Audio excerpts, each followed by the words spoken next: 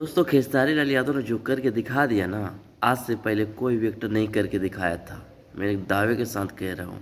खेसारी लाल यादव का कल फरिश्ता मूवी का ट्रेलर रिलीज हुआ और वो अभी ट्रेंडिंग में चल रहा। मतलब मूवी, समझ रहे हो ना, मतलब मूवी कितना अच्छा है जो कि वो ट्रेंडिंग में चला गया। आज से पहले भोजपुरी का कोई भी फिल्म नहीं गया था।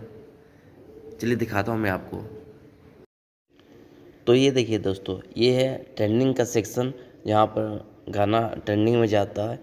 और यहाँ पर है देखिए, ये गेमिंग का सेक्शन, मतलब जितना भी गेमिंग होता है वो सब जो जो ट्रेंडिंग में जाता है वो सब दिखाता है।